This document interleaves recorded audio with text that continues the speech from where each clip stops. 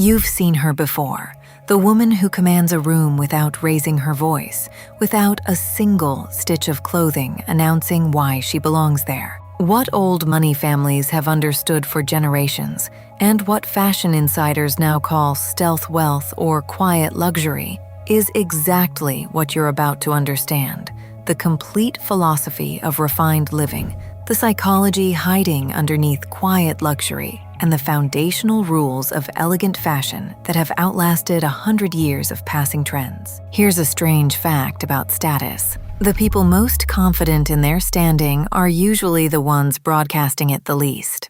Not because they're humble, because they don't need the broadcast. You've seen this play out in real time. When HBO's Succession dressed its billionaire characters in nothing but Loro Piana and Brunello Cucinelli, search interest in quiet luxury exploded by 300%. The show didn't invent the aesthetic.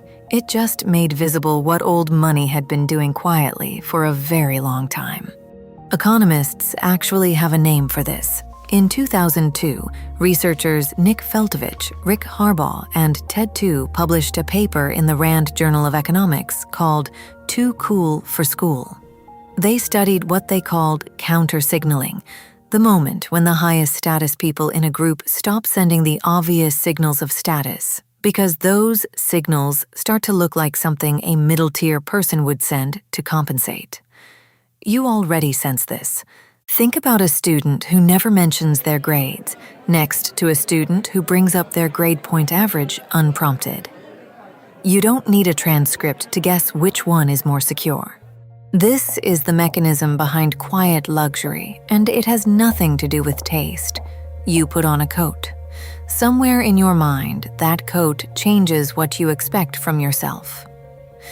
Researchers Adam and Adam Galinsky proved this in a 2012 study published in the Journal of Experimental Social Psychology. They had people wear a plain white lab coat and measured their performance on attention tasks.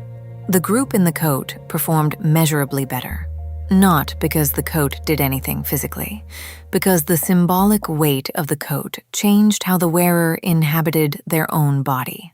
Adam and Galinsky called this enclothed cognition, and it means the relationship between you and your clothing runs in both directions. You don't just dress for how others see you. You dress for how you see yourself, and your nervous system takes notes. This is where Thomas E. Hill's 1873 Manual of Social and Business Forms was unexpectedly onto something real. Posture wasn't vanity to them. A woman taught to hold her spine straight at a dinner table wasn't performing elegance for an audience. She was rehearsing a version of herself that didn't flinch. The etiquette was a costume, and the costume did what costumes do. Now, here's where it gets interesting, because you can watch countersignaling happen in real time, in real dollar amounts. Loro Piana, one of the most expensive fabric houses on earth, sells a plain cashmere baseball cap for $500, woven from vicuña, the rarest fiber on the planet, sourced from the Andes at prices that make cashmere look affordable. No visible logo, no branding you'd recognize from across a room. To someone unfamiliar with the brand, it looks like a hat you'd find at any sporting goods store. That is not a marketing failure. That is the entire strategy.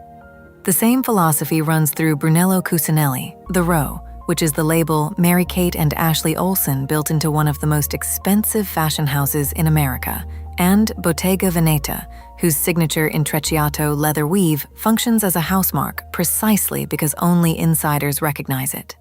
None of these brands need a logo. The absence of the logo is the logo. The people who can recognize a $500 hat without a name on it are the only audience that matters to the person wearing it, and everyone else's opinion has been quietly priced out of the equation. You are watching a countersignal happen in fabric form.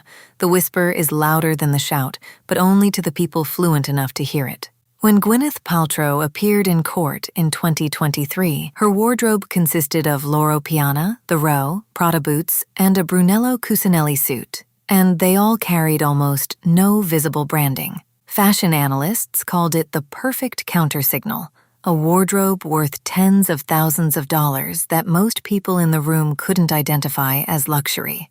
Compare that to what a mid-tier signal looks like. A large, visible logo stamped across a bag or a belt is not a high-status signal. It's a middle-status signal dressed up as a high one. It says, "I need you to know what this cost." The genuinely secure signal says nothing because it isn't asking for your approval in the first place. Here's what nobody tells you about all of this. The moment you understand it, you can't unsee it. You start noticing which of your own choices are actually confidence and which ones are a costume you put on to convince yourself first. You've probably had a version of this happen to you already. A day where you got dressed carefully, checked the mirror twice, and still felt like an imposter in your own clothes. And a different day where you threw something on without thinking and somehow carried yourself like you owned the room. The difference wasn't the outfit. It was whether you were dressing to be seen or dressing because you'd already decided who you were before you opened the closet. That's the philosophy hiding underneath all of this history. The etiquette manuals, the posture lessons, the fabric houses charging $500 for a hat with no name on it. None of it was really about fashion. It was about sequencing. Decide who you are first. Let the clothing catch up to that decision instead of asking the clothing to make the decision for you. Old money families understood this instinctively, long before economists gave it a name. Money that's been in a family for 3 generations doesn't need to announce itself because nobody in the room is questioning whether it's real. Money that showed up last year has something to prove, and the logo is the proof. Neither is a moral failing. It's just where each person is standing in the signal. Ralph Lauren built an entire fashion house, Purple Label, his quiet luxury tier, on the mythology of that exact distinction, selling the old money aesthetic to people who understood the aspiration, even if they hadn't inherited the history. The women who could silence a room without raising their voice weren't born with some genetic gift for grace. They rehearsed it, the way an actor rehearses a role until the performance stops feeling like a performance and starts feeling like the truth. Enclothed cognition explains the clothing. Countersignaling theory explains the restraint. Put the two together, and you get elegance that has survived every trend cycle since Victorian posture manuals, not because of the era, but because of the decision underneath it. You are still wearing the outfit you put on this morning. Look down at it for a second, and ask yourself honestly whether it's speaking for you or whether you're still waiting for it to decide who you get to be today. If this changed how you see the woman who walks into a room without saying a word, subscribe to Wealth Atelier so you don't miss what comes next. Give this video a like and send it to a friend who needs to hear it too. And if you want the rest of this world, the full playlist, Elegant Ladies, Fashion, and Etiquette, is waiting for you right now. I'm glad you found this space.